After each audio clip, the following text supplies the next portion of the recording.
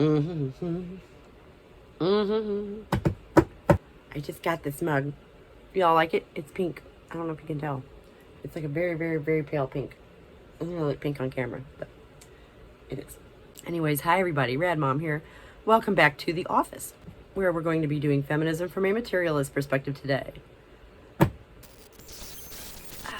Today we have a blog reading because I want to step back a little bit from the whole us versus them dichotomy that's sort of taken over things around here lately. I was actually called a Nazi yesterday. That might be a first. It's really, really funny that somebody accused me. Several people actually crawled out of the woodwork in the last couple of days to accuse me of being right wing. Anyone who knows me would just laugh at that, myself included.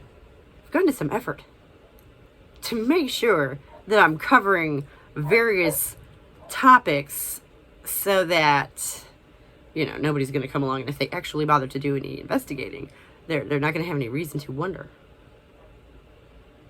which side I fall on. Capitalism kills, folks. I try to cover both sides, but I'll be dipped if one set of videos doesn't get a whole lot more attention than the other.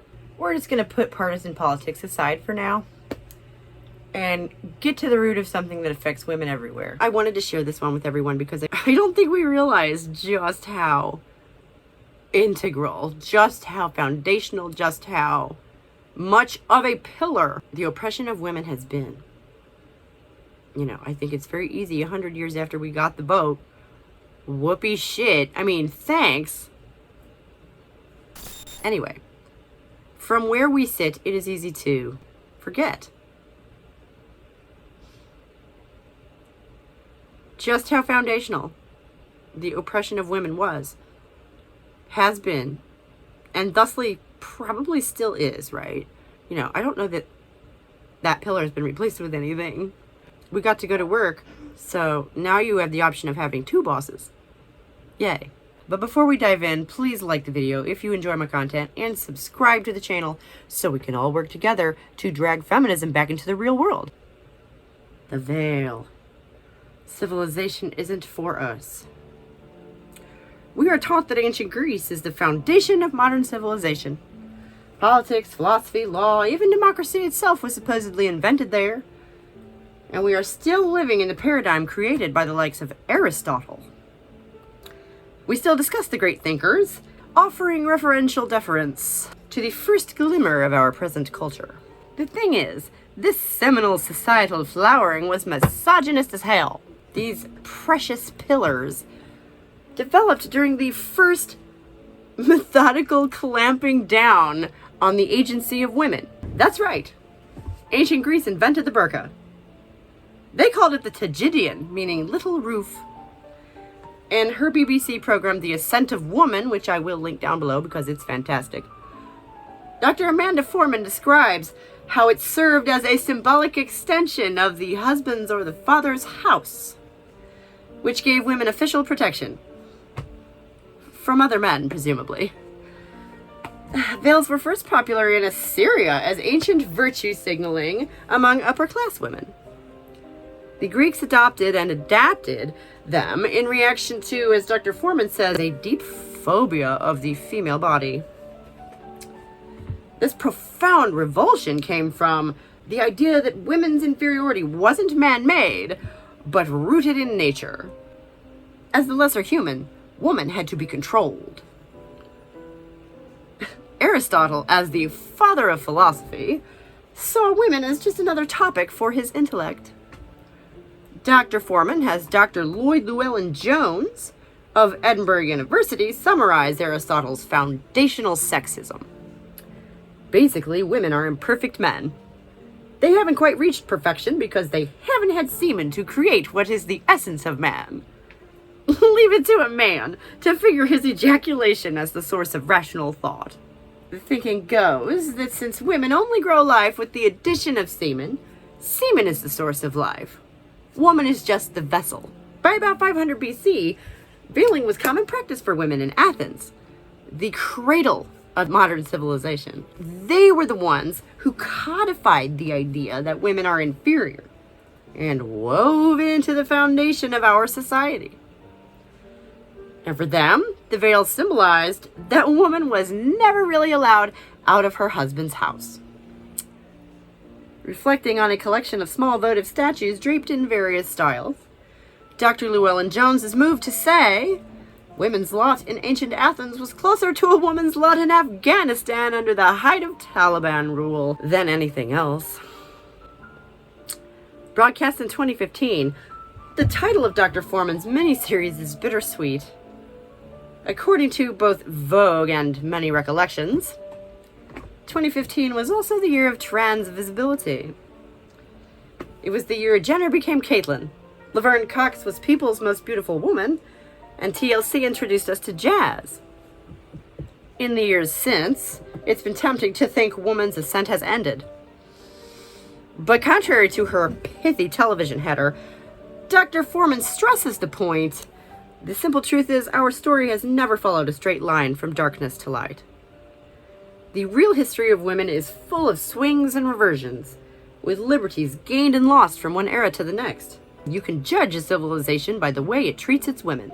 Add this to the list of tests our society is badly failing. But the misogyny we're fighting is nothing new. Its littermates are important things we now see as neutral, such as politics and art. The same men who decided women were lesser beings also bequeathed to history stuff like democracy and theater. It's been demonstrated many times over that these things are not inherently misogynist. Men and women are not so different that a system created by one can't be mastered by the other. Compare Greece to Egypt, where a parallel framework developed emphasizing equality for the masses. Even the occasional female pharaoh. Dr. Foreman cheerfully describes Egyptian art replete with couples lovingly holding hands, even wearing the same clothes.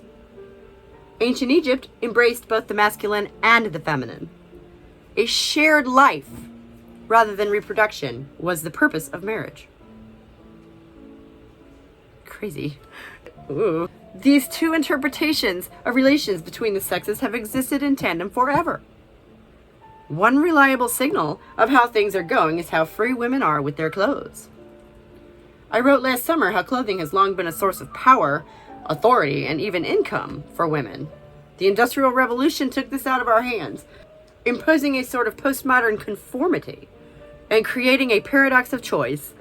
Too many options make deciding on one impossible, and we stop trying. We think about other things, like new social media, which is training young women to hunt down and eradicate whichever part of them doesn't look like a Kardashian. Then there's the makeup all serious women are expected to wear, to the point we don't even know what a natural woman's face looks like.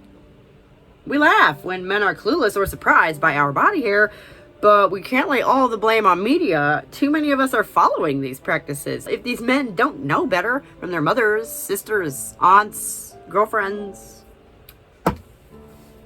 Patriarchy has continued to evolve as its defenses have been torn down. These days we're playing chess, not checkers. I don't expect Western policy to insist on anything so obvious and easily resisted as a burqa anytime soon. But as we have gained hard autonomy, soft power has congealed to control us in other ways. Our apparent freedom disguises the box we still live in. Our private lives shrinking more and more as we come to understand that we aren't really allowed to leave Big Brother's house. We know in our gut that none of us is really safe. We see the Taliban raining terror on the women of Afghanistan, and we feel it deeply, viscerally, perhaps in the quiver of the source of all this insanity. Despite their obsession with male honor, ancient Greek myths feature many powerful goddesses. Pandora, famous for her box, was their first woman. In her curiosity, she couldn't help but open the box, unleashing all pain and suffering onto the world. Dr. Llewellyn Jones, reading from Greek, tells us what she comes with is a pithos, the Greek word for a jar. The Greeks had a thought that a woman's womb is shaped like a pithos. So really, Pandora being the first woman comes with the first womb. And when inevitably that womb gets opened, what flows out is all the evils of the world. These men always tell on themselves, don't they? They created the polis, the state, for themselves and put women in charge of the oikos, the homestead. The Greeks drew a hard line between women and the world, which they insisted was their domain. So Pandora unleashed all the evils of the world, the men of the polis, the heaping of blame for all the ills of the world that men themselves were perpetrating continues today. Don't forget, dear viewer, all the times recently that we've had to sit through the if you don't like it, don't look defense of sexual predators. If you didn't want to be a part of some guy's fetish, you should have just stayed home.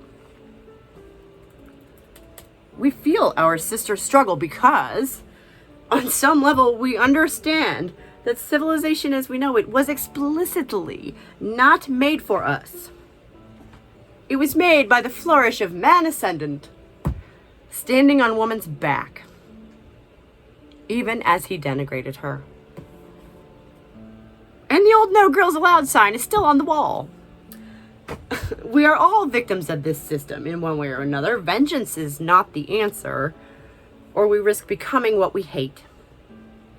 But the urge many of us get to just walk away is probably based in something more than apathy. We should be shouting our story through a bullhorn. Feminism must be the custodian of women's history, and Dr. Foreman has done us all a great service. I look forward to a time when all veils come down, and we can go back to sharing life instead of fighting over it. So that was a little bit of something on the veil. It's insidious. But I did find it interesting that we think of it as being a Muslim thing, and it's not. Not at all.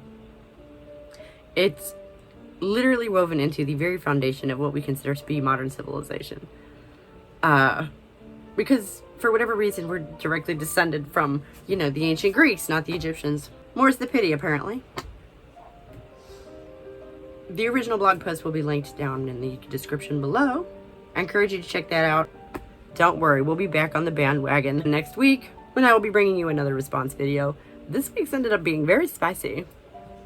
I don't know, please comment below if you have any preferences. I was thinking maybe something featuring Ariel Scarcella about leaving the left and why that's dumb. Or I was thinking, golly, if I didn't find another amazing Sam Cedar clip. This one's from like 6 months ago, and I can't believe that I missed it because he's talking about us. That one attracted a bunch of goofy people, so I think I might want to leave them alone for a little while. This has taken way too long, and I love y'all, but I got a Christmas shopping to go do, so thank you so much for tuning in. I have been Rad Mom here in the office doing feminism from a material perspective with you. I'll see y'all next week. Bye. Today's blog reading was brought to you by the letter S for shopping and the number 3, because I have 3 kids.